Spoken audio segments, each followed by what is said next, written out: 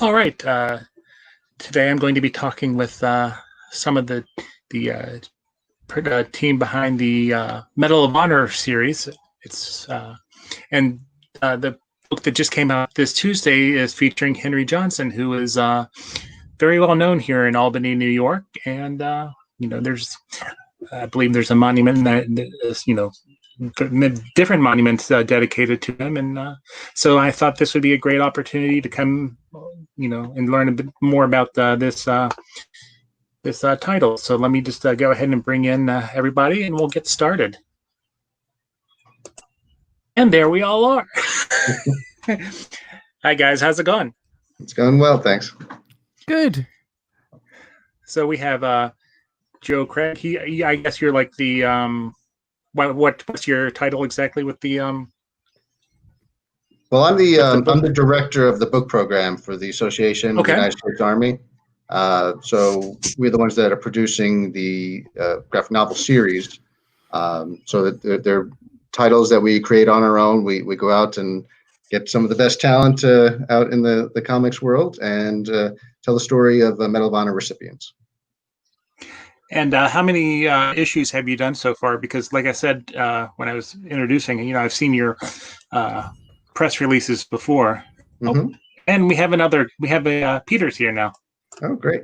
Hello, guys. I just circumvented the all the login stuff before I got in, and for some reason, my camera decided not to wake up when I got in here. So I'm a big black screen right now.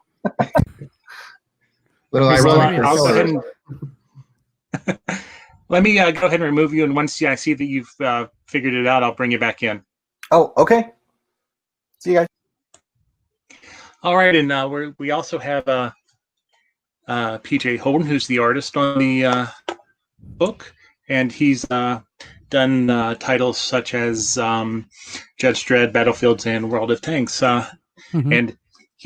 and he's coming to us from Ireland. Is that correct? Yeah, I'm strictly speaking, I'm in Northern Ireland, which is a very completely different part of the world when you're in Northern Ireland. When you're outside Northern Ireland, it's Ireland. It's all the same. It's one place. So, but yes, I'm in Northern Ireland, in Belfast, as a matter of fact. And so how did you first get involved with this series? Well, yeah, like almost every job, a working freelance comic artist, the first bit of information you get is an email from someone saying, "Are you free to do this job?" And then you always say yes, and then find out what it is immediately afterwards, because you're always going to be free at some point. So Joe had emailed me and asked if I was available to do it, and I thought this would be a fun thing. I just finished 176-page graphic novel with Garth Ennis, a World War II story, and I was to be honest, I'd said to Garth, "No more war. I'm not touching war. I'm done with war. I've had enough of war. I've logged as many years as humanly possible. I'm done." And then I got this email, and it was a short. I think it's about 8 pages, and it was a great little piece, something I was completely unaware of, and I thought, yeah, I could do that. That would be fun to do. That would be good to do. So that was kind of my initial involvement. It was basically saying yes. Joe had me at, "Do you want to work?" And I went yes. So I like to kind of ask this of everybody I talk to, and if Joe, if you want to go first, how did you get involved with comics, and do you remember the first comic that you read and what got you hooked? Well, my interest in comics really started in college. I had a roommate who was a huge Batman fan, and she got me reading Detective and Batman and a few others. And then I got really into the DC scene. Vertigo was just starting at that time, so Swamp Thing and John Constantine's Hellblazer, and so I collected. I was reading on a regular basis, collecting for a while. And then I kind of, left it behind for a period of time, and it's really when I got back into this project here, it's really rekindled my interest. So I am Matt Wagner is a favorite, so he's got some new Grendel stuff coming out. So I've been going out and checking those out as well. And PJ? Well, my story starts a longer time ago. I think I might have been about 11. Hello, Pete. I was maybe about 11 or 12 or so. No, actually, I might have been younger. I was not a great reader in school. I grew up in Belfast during the Troubles, so there's army soldiers everywhere, and I kind of wasn't that interested in much, but the UK at that time had a lot of war comics. There were a lot of sort of there was famously a comic called Battle, which Garth has written stuff where I've drawn stuff where they've kind of revamped it. But I sort of grew up on war comics while being surrounded by an army, walking around the streets with rifles and guns and hiding in ditches. I mean, me hiding in ditches, pretending to be a World War II soldier. So that was kind of. I was a very confused upbringing.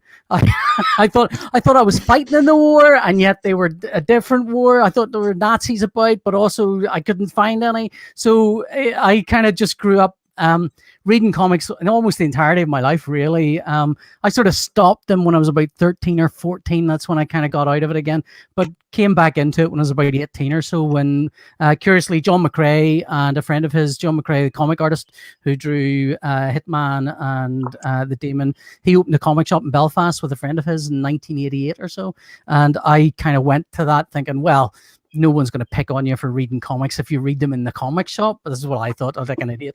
And so, of course, people have very strong opinions about what's a good comic and what's a bad comic in comic shops. So that's when I started again. And I kind of started drawing comics around then as well. But it took a long while. I think the first professional work I had was I was about 25, and then I didn't get anything until I was about 30. So, but I have I mean, for me, comics have always been a constant.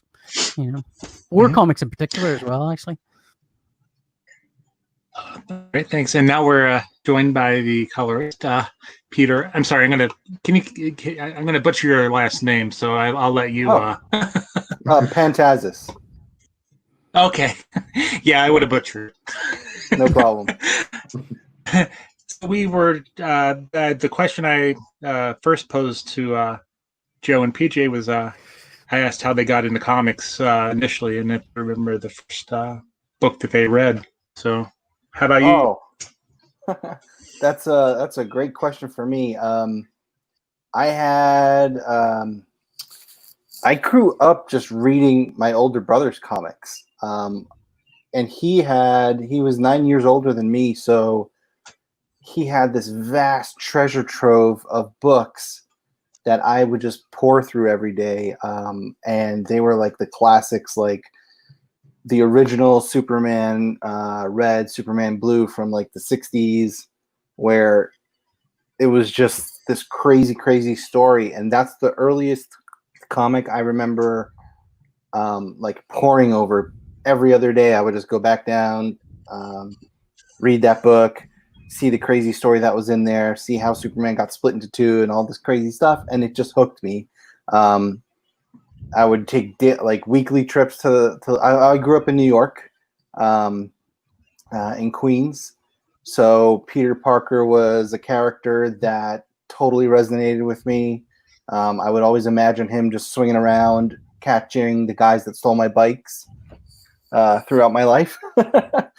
So the scene from Spider-Man: Homecoming, when he actually captures a bike robber and puts a note on the bike, like I was cheering for that scene because that was exactly my fantasy growing up as a kid in New York. So yeah, that was what my big brother was what hooked me into comics, and the love for comics never left. As you can see behind me, I collect whatever comic book or style I always kept my life close to art, comics, and things like that. So that was the original hook. Yeah. Okay, cool. So Joe, how long has the Medal of Honor series been going on, and what other people have you spotlighted? Sure. We started it. It was an initiative that was started by our president. It was his idea, General Carter Ham. He had the idea that he wanted to reach out to like a new generation of readers and a new generation of young soldiers. So we, had a few different ideas. We sat down with a group of young comic readers who were in the Army, and we came up with this idea of profiling Medal of Honor recipients. It was one that was most popular. So we started, the first test was one on Alvin York, and we put that out in the fall of 2018, because it was the 100th anniversary of his actions in World War I. It was the centennial of the end of the war, and we released it in time for our annual meeting, which AUSA's meeting takes place in October, usually. Hopefully this year will continue. And we got a great reception for the Alvin York book, so we decided this is something we want to extend. And then we did ones on Roy Benavidez, who was a Green Beret in Vietnam, Audie Murphy from World War II, and then Sal Junta, who was recognized for his actions in Afghanistan. It was the first living recipient since the Vietnam War. So we put those out, and then these are all released digitally in their first go round. And then, they're 8 pages, so they're short, so they go out digitally. And then we collected them, the first 4, in a paperback that we printed for last October. That did very well as well. And so this year we are putting out 4 new ones. Henry Johnson is the second one that we've had out this year. A month earlier, we had one on Daniel Inouye, became senator from Hawaii. But his actions in World War II are quite amazing. He was fighting in Italy, like the last few weeks of the war. He was a lieutenant, and he was leading an assault on some German defenses in the mountains in Italy. Had his arm destroyed, but still continued on to finish off the fight. And it's just a remarkable story of bravery. Henry Johnson's book, encourage people to, you're probably familiar with some of the aspects of this story as an Albany resident. But again, another amazing story, this one from World War I. He was in the Harlem Hellfighters on the French lines. And we're going to continue, and the next 2 are going to be for Mary Walker. She's the only female recipient of the Medal of Honor. She was a doctor during the Civil War. And then we're going to round out with Tibor Rubin. He was actually a Holocaust survivor. Was thankful for the United States because they liberated him from one of the camps. He came to the U.S., joined the Army, and then fought over in Korea. And so these are all really amazing stories, and it's been great to share them with people. No, I'm as a history buff, it's very something that's I like to to read. So PJ, how long did take you to do your part of the project, and was there did you have to go back and look at stuff for reference material or yeah, I mean like when you're doing when you're doing, so it's one of the things I think that's important when you're doing real life stuff, true stuff, is to get the details right as best as you're able. Sometimes time gets in the way. It's a combination of time that you've got and the reference material that you've got, and some of the stuff is very hard to research. I mean, we had a kind of back and forth email correspondence about how many prongs were on one particular belt. So and it came down to, well, this was 19 whatever, so that belt was probably more likely. So I think maybe this one, and sometimes, I mean, the reality of war, especially a sort of a long drawn out conflict, is that the very often the participants of it are wearing mix and match uniforms. They don't always get you'll get a reference book and it'll say, here's what was given to the Marines in World War II, and you'll go, right, that's great, and then you'll see photos and you'll realize that what they had was sometimes a combination of that plus older equipment plus found equipment plus plus maybe somebody has a newer thing, and so you kind of it can be difficult. So the general principle of it was, I did a pencil pass, sent it in for approval, and then I did an ink pass where I kind of inked it, included any changes that were in that, and then there was a few more passes as the artwork went out to military experts who would know exactly what they're looking at and whether the costume's right and elements of the I mean, for example, the Harlem Hellfighters had a patch on their left arm, but not all of them did. And the ones that did sometimes made their own patches. So the reference patch that you would find isn't necessarily the one that you would see in a photo. So you'll find a photo, it'll be a different thing. And so you're trying to get these little details right, but at the same time, short of building a time machine, it's almost impossible sometimes.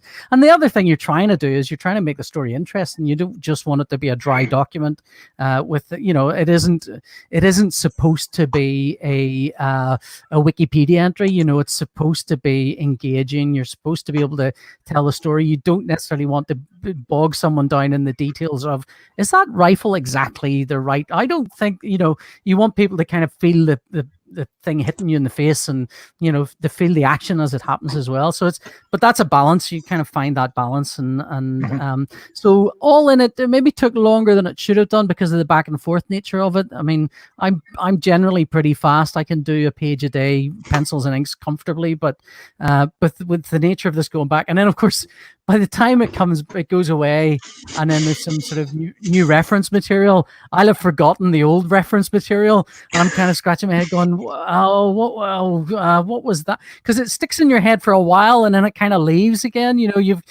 For example, they were given, I think, Joe, you'll have to keep me right on this, but they had French helmets and they had French webbing, which is the kind of the stuff with the around the belt and keeps their sort of keeps that the pockets all together. They had French versions of that, while they also had American military uniforms, and so you had this kind of mix and match of the French and the American. And then the French helmets, the Adrian helmets, they're called. There's a dozen different kinds of those as well. So, and you kind of forget the shapes of them. You're sort of. I'm drawing this without 3D reference material, so all I've got are flat photos, and so I'll see a photo from one angle and it'll look like one thing, and you'll have to kind of estimate what the three-dimensional shape of that is. So when you go to draw it, sometimes you get it a bit wrong because you haven't quite got the reference material right. So it does take longer than I mean, I'm more familiar to most people for drawing Judge Dredd, which is all set in the future, and I can make all of that up. I can make that all up all day long. No one's going to stop me and say that's not the right future gun. No one's going to say that. So with this stuff, there will be. I mean, and there were. I think one of the notes was the rifles that with the bayonets don't have those little hooks that I've drawn on them because they're a different kind of rifle. So I had to take. You go back and go, stupid rifles. But it's maddening. But at the same time, you do want to get all those details right. But it does end up taking a bit longer than you wanted to or expected to. I don't know how Pete found the coloring of it. I'm sure that was just as challenging.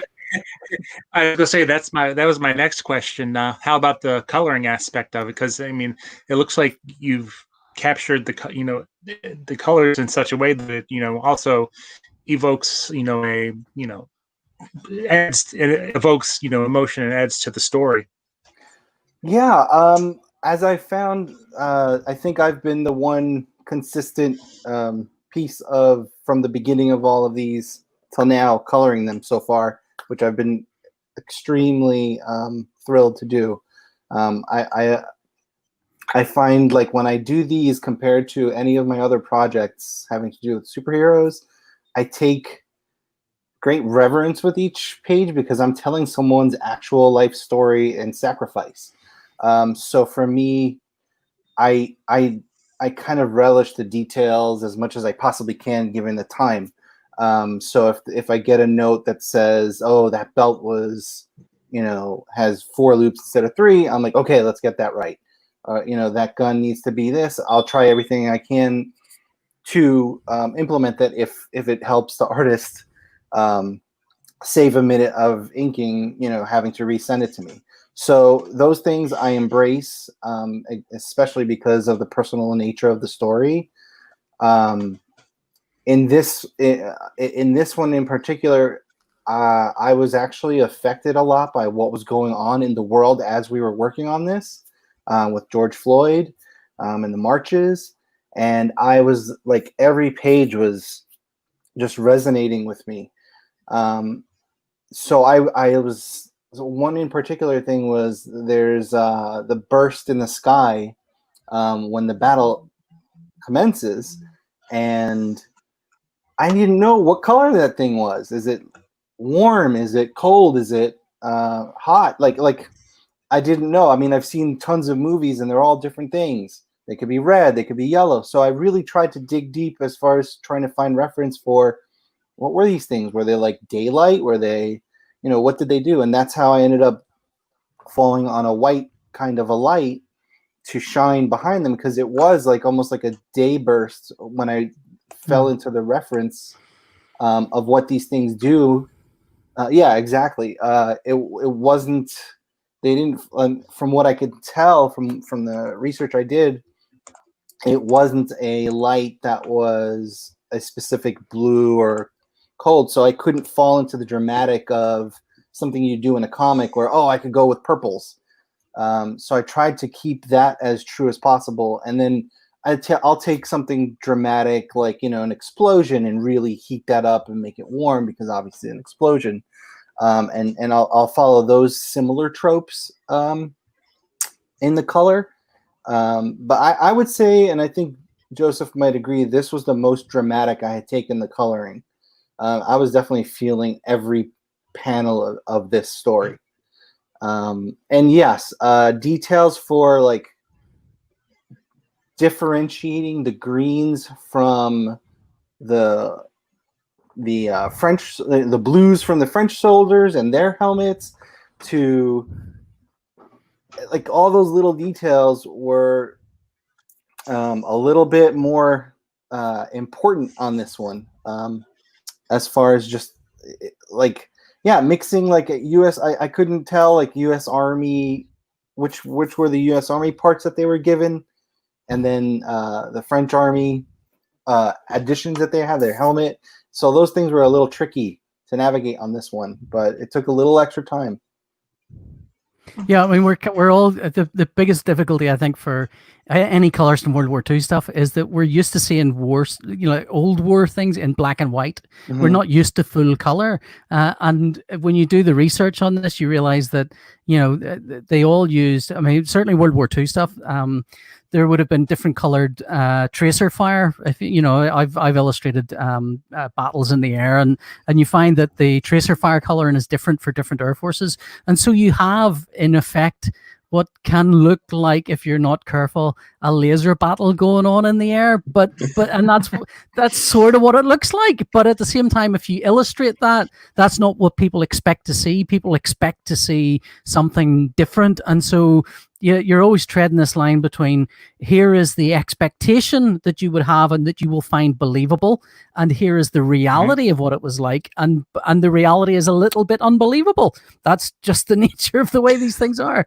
And so you would find flares would be all sorts of colors and so on. But I mean, I think Peter's done a great job on this. I really love the coloring on it, and it was a hard job. There's no two ways about it. So I mean, that's the other thing. Like you're doing World War II stuff. Essentially everyone's got the same color of clothes. Everyone looks almost identical, and it's trying to find how do you differentiate these individuals and how do you make them look just different enough that you can tell by their silhouettes which one's which. I think there was a sequence where Joe and I'd confused myself over who was standing where, because they were wearing exactly the same costume. The only difference was one had his hand on the gun by the right and the other one had his hand on the gun by the left. And so when, and by the time I'd come to do some edits to it, it was like a week or two later, and it was like, I can't remember. I can't remember which one of these guys is which.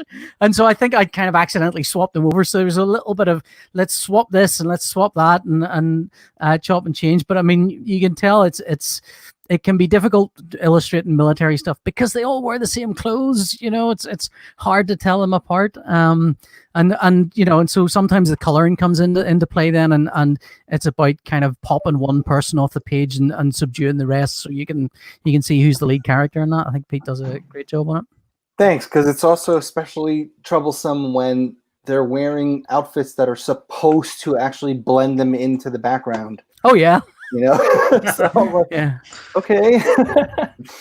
Yeah. It's important that nobody is seen, but also that we can see everyone. Yeah. That's. And I think PJ really made an interesting point about the expectations too. That comes in all aspects of the story. Chuck Dixon, who wrote the script for this, and the others in the series, I work with him. We use like the official citation and the official Army records as kind of the basis. But for some of these stories, whether if it's especially for someone who's had a movie about him, like Alvin York, people are expecting like those details to be the real details when we have to say that's not actually how it happened. Yeah, it's a print the legend sometimes, isn't it? That's and you're trying not to do that. I mean, with a thing like this, I suppose you're trying to get to the truth of it, but at the same time, you still want it to be entertaining, and so there's all of these are fine lines to tread. So,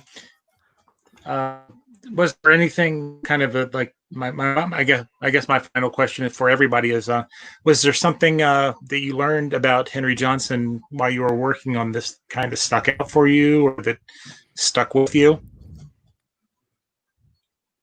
Let's go with Joe first. Sure. Yeah, I mean, I only knew the barest bones of his story when we got it started with the project. So I really learned a lot about him and what he accomplished in the war. And one of the things that really stood out for me is, the dichotomy of his recognition. The 369th was one of the first units to go over to Europe to fight in the First World War. He and others he was awarded the French the Croix de Guerre with the Golden Palm. It was like first or one of the first Americans to be recognized like that. But it took almost 100 years before he was given the Medal of Honor. It was obviously done posthumously. It was 5 years ago in the Obama White House had a ceremony, and it's a long time coming to get that kind of justice, but it did come. So that was great to see. Yeah, I think for me, seeing the way the French soldiers kind of were like, all right, come on, we need bodies. Go get in there, get in there and fight. We don't care what the heck color you are. In contrast to all like what he came from in America, of all places, really drives everything like that home for me. I felt all of it. So it was really hard for me to not think about everything that was just lit on fire in race relations in our country right as I was working on it. So for me, this whole story just resonated even more. And it's going to stick with me forever. I'm hoping Chad's still with us. He's just turned into a circle. I don't know if he's turned into a little genie or something. I don't know what's going on there. I don't know. Should I answer? I don't know. Chad's not here. We'll just talk amongst ourselves. You should probably go ahead and respond, PJ, I suppose. Yeah. Well, I think you guys have said. I mean, I'm sort of struck by the same thoughts. Although, obviously, I come from a completely different part of the world, so what's going on here is very different from what's going on there. But it's kind of heartbreaking to see that there are still problems in America over race. It's kind of amazing to see that sort of thing is still, it's not quite as bad. The military will take anybody that's going, I think, and I mean that in the literal anybody. Whereas, I don't know. It just feels resonant of the times. I think we're all talking to ourselves now because Jad's definitely not here anymore. Right. So I don't know what it is. Still recording, so he'll be able to pick this up later. Okay. It seems. Yeah, I don't know what's happened there. Well, he's come back. He's come back. The dog tripped over the cord and unplugged the computer. Oh no! But I'm glad you're still here. Well, we were kind of not sure what happened there, so we just kept going. I don't know. It's probably some of the best stuff that's ever been said on a podcast. And you've missed it. Okay, now I'll have to watch my own video. Yeah. Well, anyway, I answered the question fully, as fully as available. So yeah, I mean, yeah, I think it's always interesting to me to learn true stories of war because we are so used to seeing TV and film versions of them, and it's Yeah, and it's interesting. I mean, again, I haven't done so much stuff World War II stuff, and knowing how black GIs were treated as well, and and so that stuff is kind of, and it's still in the ether, But anyway. No. Well, I want to thank you guys for taking the time to talk about the comic, and hopefully we'll be able to get Chuck in and get his point on it, or his thoughts on the book. And sorry for that little disappearing act. But thank you for staying. That's okay. Not a problem. Thanks for coming back. I think we would have got at least 20 more I'm minutes glad you came back. Yeah, if you hadn't come back, we'd still be here for about a week or so. None of us knowing what to do next, whether we should leave or just keep going. I don't know. Anyway. Alrighty, well, I'll include the link to the digital book on the show, and I think taking the time to talk about this book, because I know that, as I said before, Henry Johnson is somebody who's really important to the city of Albany here. Well, thanks for taking the time to host us and for helping to spread the word. Yeah, absolutely. Absolutely. All right, guys, stay safe and stay healthy. Thanks. You Thanks. too. Bye. Take All care. right. I will leave the studio.